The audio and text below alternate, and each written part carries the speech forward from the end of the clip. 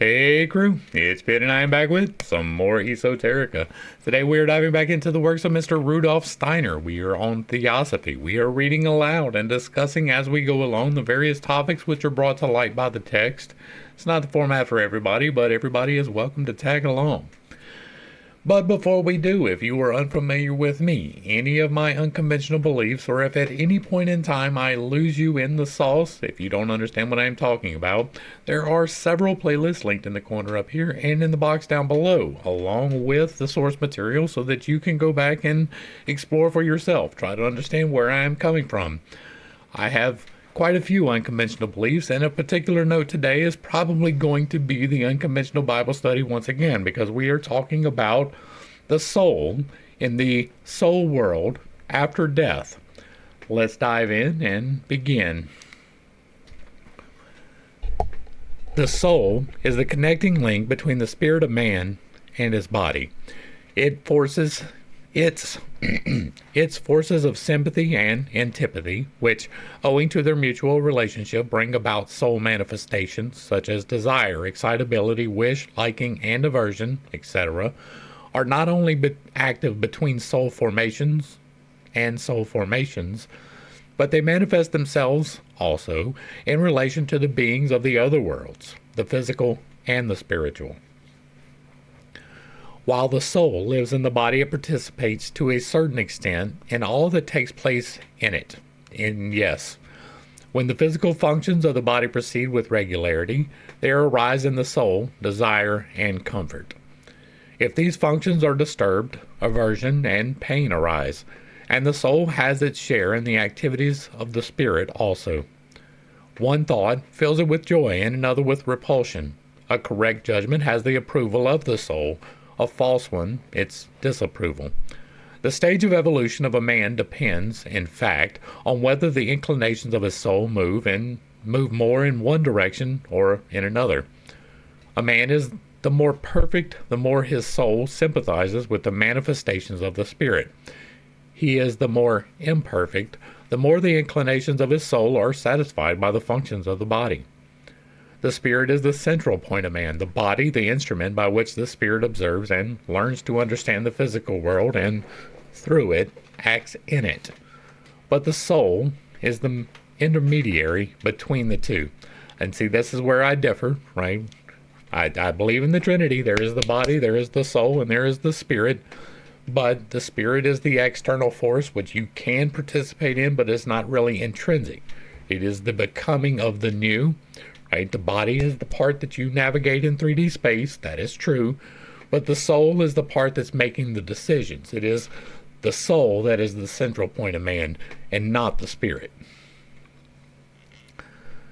Out of the physical impressions which the vibrations of air make on the ear, it awakens the sensing of the sound.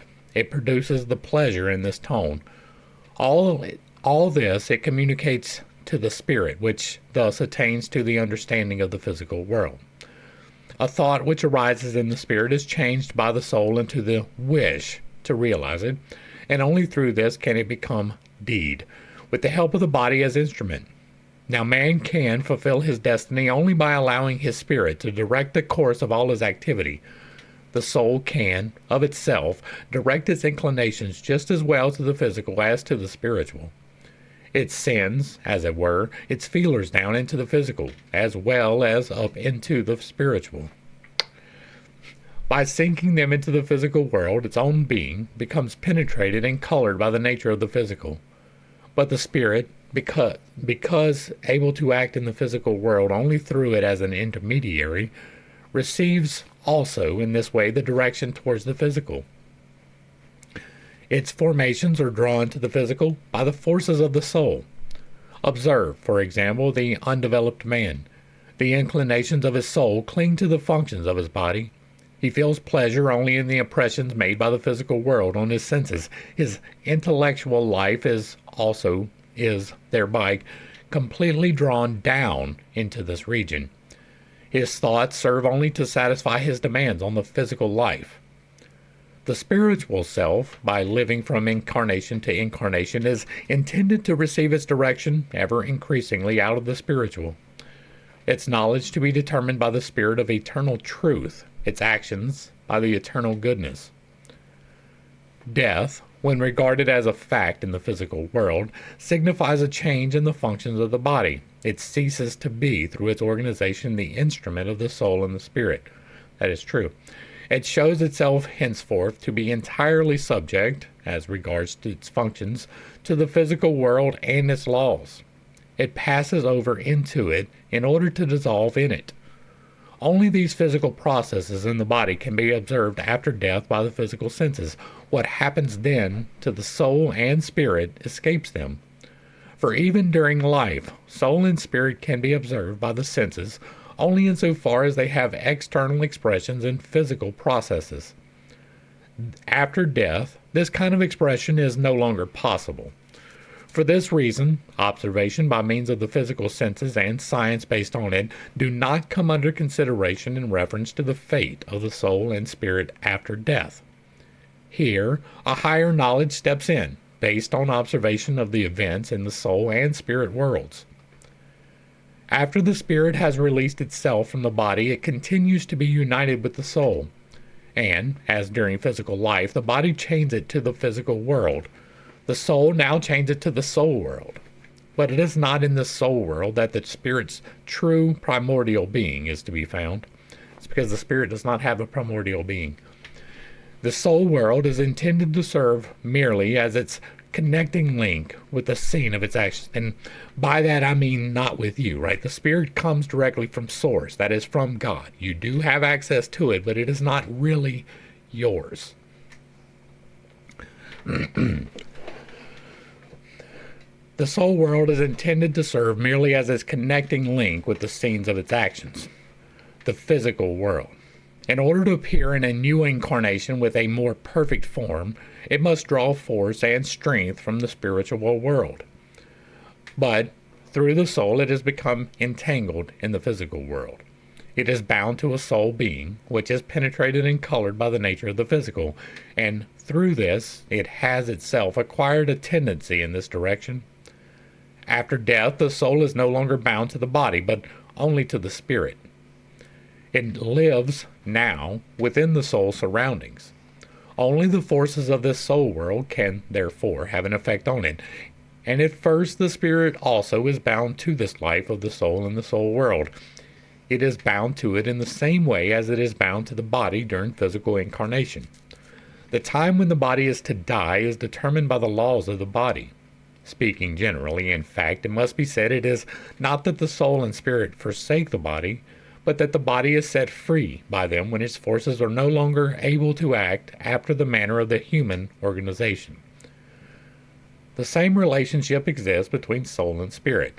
The soul sets the spirit free to pass into the higher spiritual world, when its forces are no longer able to function after the manner of the human soul organism. And I see that interaction exactly opposite, right?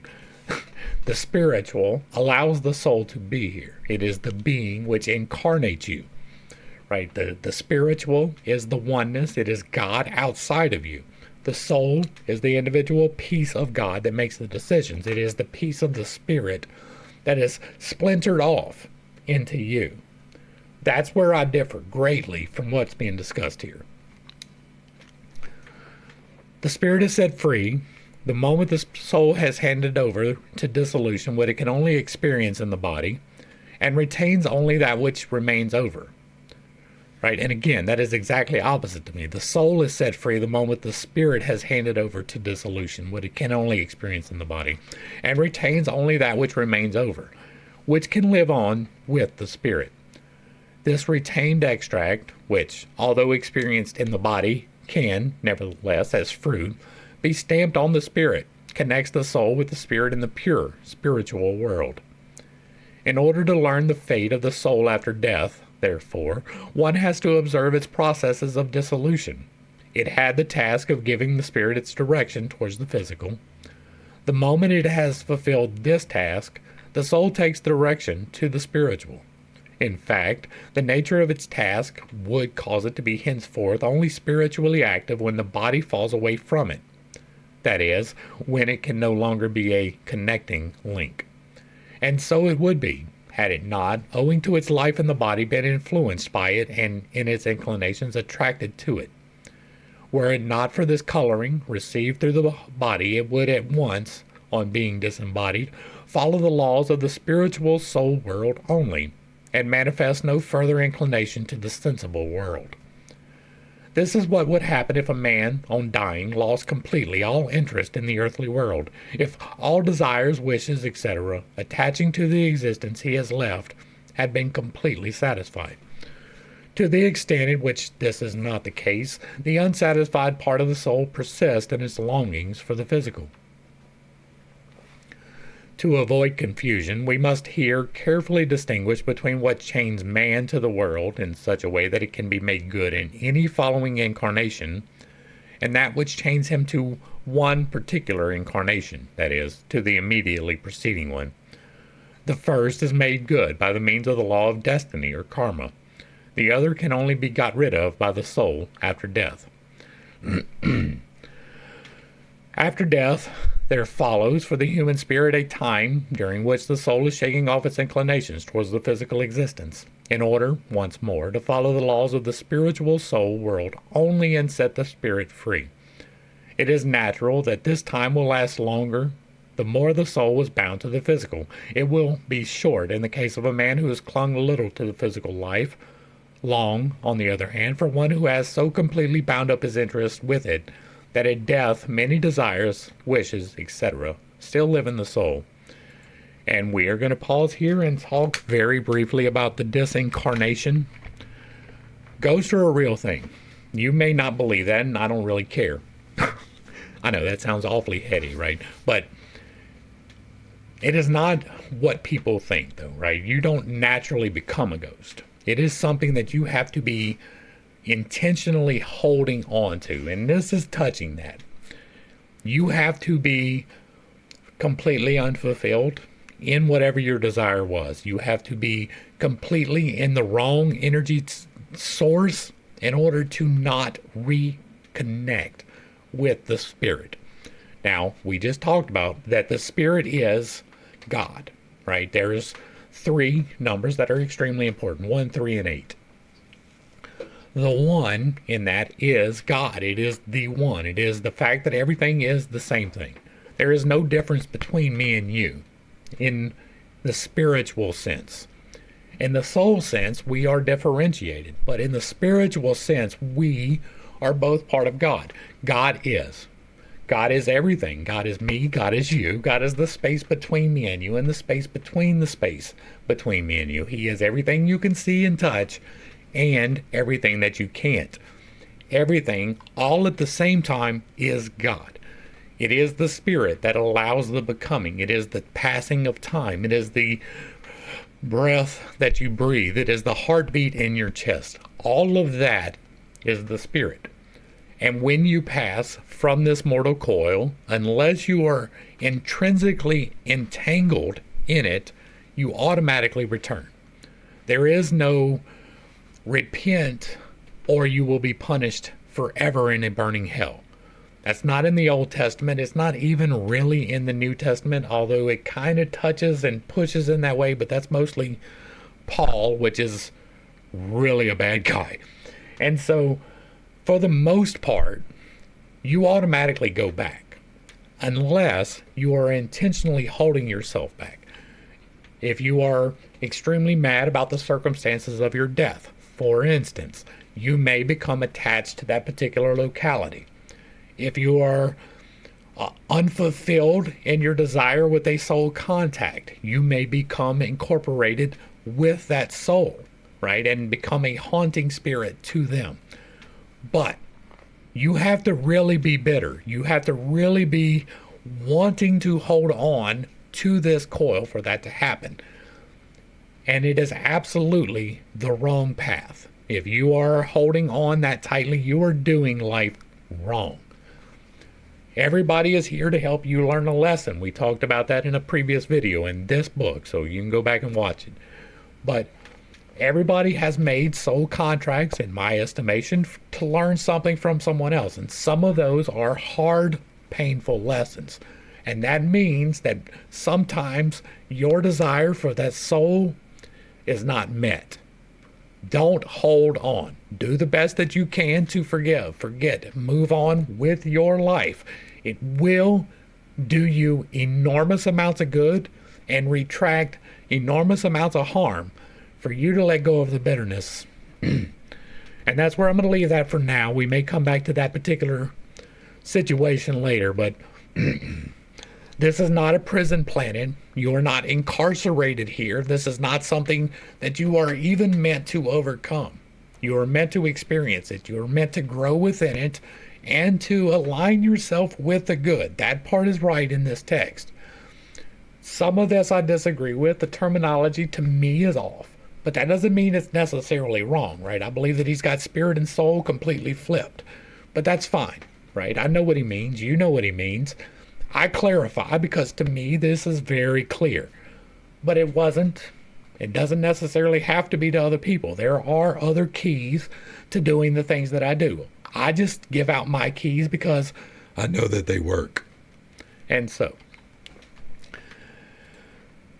the easiest way to gain an idea of the condition in which the soul lives during the time immediately after death is afforded by the following consideration. Sorry. Let us take the somewhat crass example, the enjoyment of the bon vivant. His pleasure consists in the tickling of the palate by food. The pleasure is naturally not bodily, but belongs to the soul.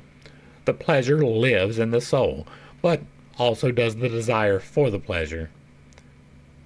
But for the satisfaction of the desire, the corresponding bodily organs, the palate, etc., are necessary.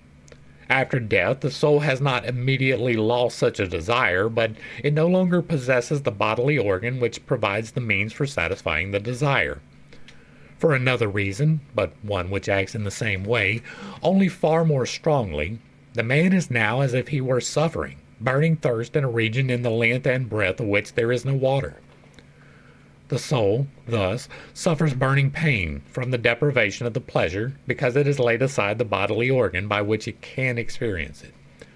It is the same with all that the soul yearns for, and that can only be satisfied through the bodily organs. This condition of burning privation lasts until the soul has learned not to long any more for that which can only be satisfied through the body. The time passed in this condition, is usually called in Theosophy Kamaloka, region of desires, although it has, of course, nothing to do with the locality. When the soul enters the soul world after death, it becomes subject to the laws of that world. The laws act on it, and on their action depends the manners in which the inclinations towards the physical are destroyed. The ways in which they act on it must differ according to the kinds of soul substances and soul forces in whose domain it is placed at the time. Each of these kinds will make it purifying, cleansing influence felt. The process which takes place here consists in the gradual conquering of all antipathy in the soul by the forces of sympathy, and in bringing this sympathy itself to its highest pitch. For through this highest degree of sympathy with the whole of the rest of the soul world, the soul will, as it were, merge into it, becoming one with it. Then it is utterly emptied of its self-seeking. It ceases to exist as a being, inclined to the physically sensible existence. The spirit is set free through it. The soul, therefore, purifies itself through all the regions of the soul world, described above, until, in the region of perfect sympathy, it becomes one with the whole soul world. That the spirit itself is in bondage until the last moment of the liberation of its soul is due to the fact that, through its life with it, it has developed a complete affinity. This relationship is much greater than the one with the body, for the spirit is bound directly to the soul, but only indirectly through the soul to the body. And again, I believe that that's backwards. The soul is, in fact, the spirit's own life. For this reason, the spirit is not bound to the decaying body, though it is bound to the soul, gradually freeing itself. And again, on account of the immediate bond between the spirit and the soul, the spirit can feel free with the soul only when the latter has itself become one with the whole soul world. And so far as the soul world is the abode of man, Immediately after death, it is called the Kamaloka, the region of desires. The different religious systems which have embodied in their doctrines a knowledge of these conditions know this region of desires by the name of purgatory, cleansing fire, and so on. The lowest region of the soul world is that of burning desire. By it, everything in the soul that has to do with the coarsest, lowest, selfish desires of the physical life is rooted out of the soul after death. For through such desires it is exposed to the effects of the forces of the soul region. The unsatisfied desires which have remained from physical life furnish the points of attack. The sympathy of such souls extends only to what can nourish their selfish natures. It is greatly exceeded by the antipathy which floods everything else. Now, the desires aim at physical enjoyments which cannot be satisfied in the soul world. The craving is intensified to its highest degree by this impossibility of satisfaction. But, at the same time, owing to this impossibility, it is forced to die out gradually. The burning lusts gradually exhaust themselves, and the soul has learned by experience that the only means of preventing the suffering must come from such longings lies in killing them out. During the physical life, satisfaction is constantly being repeated.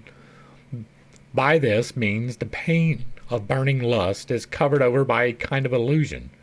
After death, in the fire cleansing, the pain comes into evidence, quite unveiled. The most fearful sufferings are laid bare. A dark, gloomy state is it in which the soul thus finds itself. Of course, only those persons whose desires are directed during physical life to the coarsest things can fall into this condition. Natures with few lusts go through it without noticing it, for they have no affinity with it. It must be stated that, in general, souls are the longer influenced by the burning desire, the more closely they have become bound up with that fire during life, and the more they require on that account to be purified in it. A second class of things in the soul world is of such a nature that sympathy and antipathy preserve an equal balance in them. In so far as a human soul is in a similar condition after death, it will be influenced by these things for a time. The giving of oneself up entirely to the external glitter of life and to joy in the swiftly succeeding impressions of the senses brings about this condition. Many people live in it. They allow themselves to be influenced by each worthless trifle of everyday life, but as their sympathy is attached to no one thing in particular, the influences quickly pass. Everything that does not belong to this region of empty nothings is repellent to such persons. If the soul experiences this condition after death without the presence of the physical objects which are necessary for its satisfaction, the condition must needs die out ultimately. Naturally, the privation which precedes its complete extinction in the soul is full of suffering. This state of suffering is the school for the destruction of the illusion, in which such persons are completely wrapped up during physical life.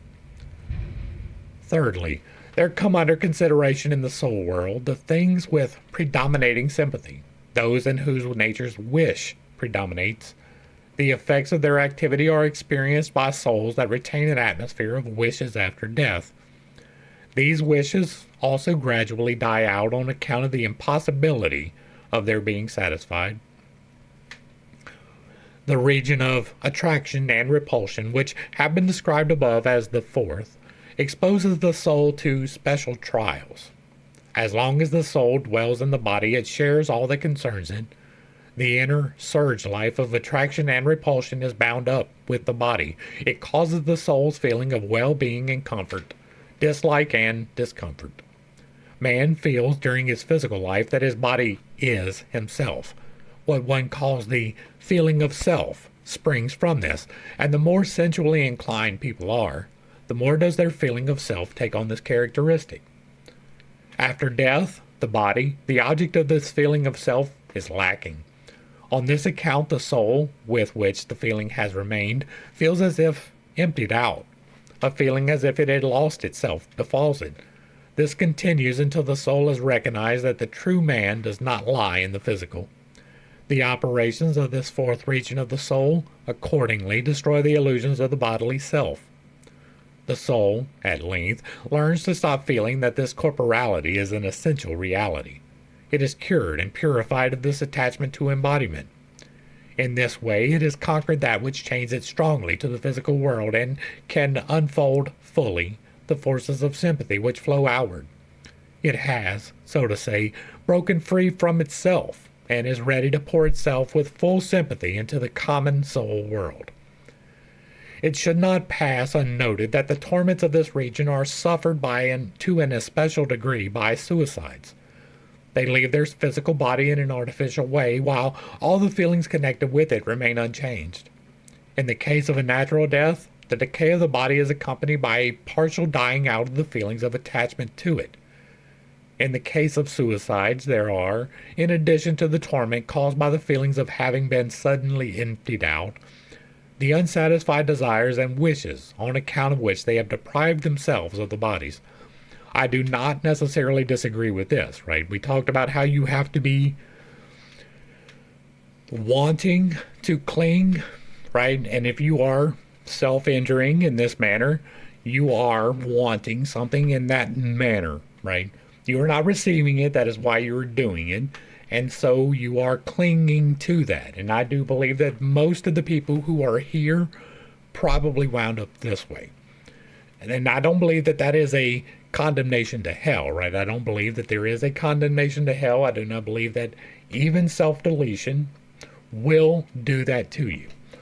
But you have a higher propensity to be here, to remain attached non-physically to the physical world through the desire of the soul who refuses to reassimilate into the spirit.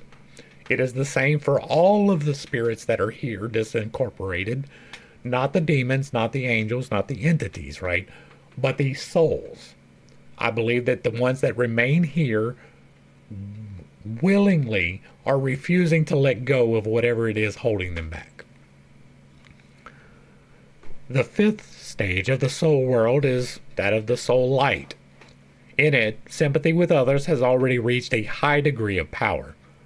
Souls are connected with it insofar as they have not, during their physical lives, entirely devoted themselves to satisfying lower necessities, but have had joy and pleasure in their surroundings.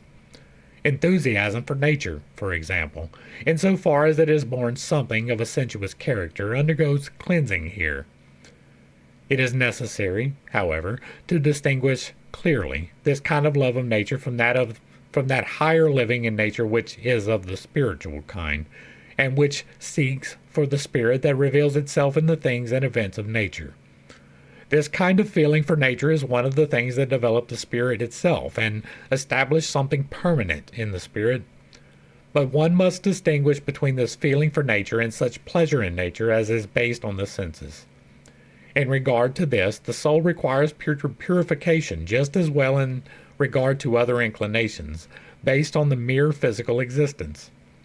Many people hold, as a kind of ideal arrangements which minister to sensuous welfare, and a system of education which results, above all, in the production of sensuous comfort.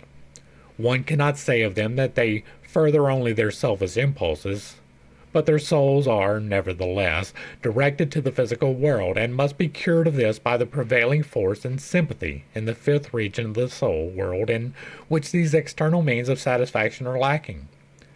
The soul here recognizes gradually that this sympathy must take other directions, and these are found in the outpouring of the soul into the soul region, which is brought about by sympathy with the soul surroundings.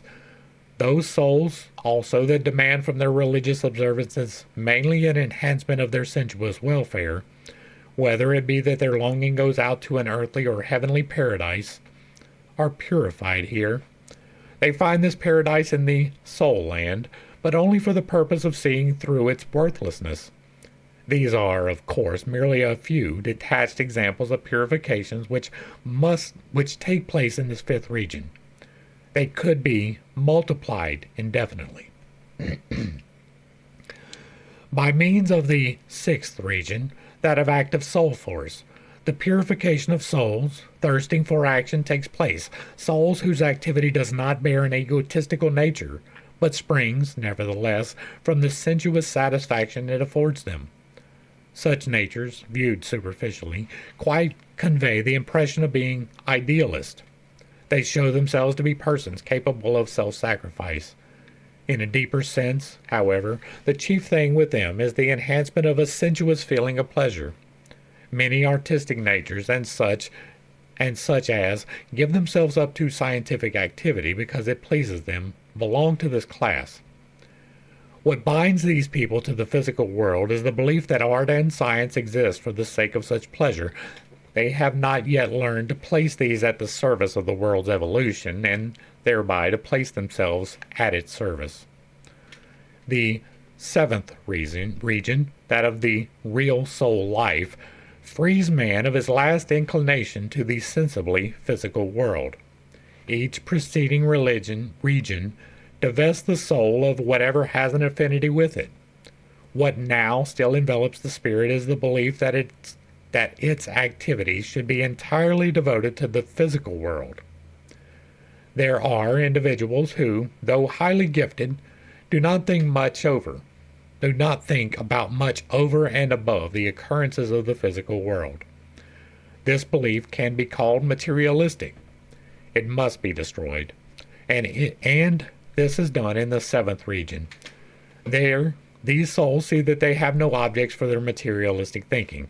Like ice in the sun, this belief of the soul melts away. The soul being is now absorbed into its own world. The spirit, free from all fetters, rises to the regions where it lives in its own surroundings only. The soul has completed its previous earthly task, and after death any traces of this task that remained fettering the spirit have dissolved. By overcoming the last trace of the earth, the soul is itself giving back to its elements.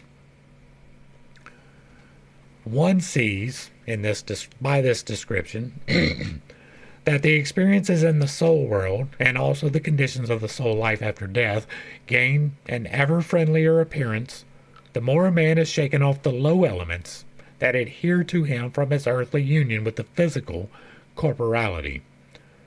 The soul will belong for a longer or shorter time to one or another region according to its physical life. Where the soul feels itself to be in affinity, there it remains until the affinity is extinguished. Where no relationship exists, it goes on its way, untouched. It was intended that only the fundamental characteristics of the soul world and the outstanding features of the life of the soul in this world should be described here.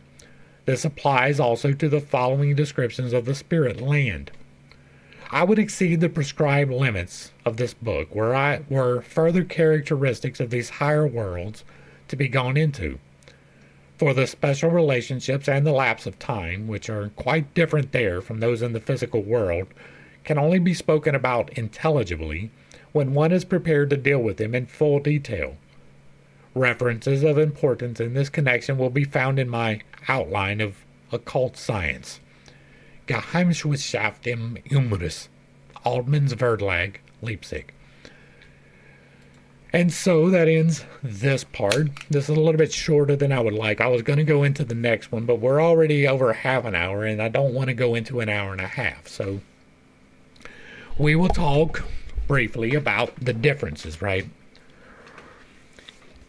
We are here voluntarily as souls to be part of the world. We are not meant to separate ourselves completely from the material. You are meant to work. You are meant to work hard. You are meant to earn your food and your shelter. You are meant to earn any of the greater things of the pleasure from the senses. But that doesn't mean that you are meant to be bound into them. You are meant to overcome the overwhelming desire thereof, right? Now for me, one of my main problems is the sensuous. I really like sexual intercourse. We'll just put it out there, right? And so for me, part of my journey here is overcoming that desire. But it's not to become some chaste monk living in a temple on the top of a mountain. You are meant to experience sexual pleasure. You are meant to fully commit yourself to another human soul in their human incarnation and to share sexual congress with that soul, to procreate, to overcome the limits of this world in great ways. But sometimes you don't have as much sex as you want. And you can take that one of two ways, right? You can either say, well, rah, rah, rah, and get mad and get completely caught up in the thing that you are lacking. Or you can be like, okay, well, this is part of the lesson of learning to control myself. That is entirely up to you. That is the soul's journey. That is the thing that you will get when you get home, right? I believe that when we go, if you are not invested energetically with staying here in the manner that we have already discussed, then you return to spirit, right? You return to God, which is the Holy Spirit. And at that point, you get to see the lessons, right? When you incorporate, you have to learn the lessons, but you don't know what they are.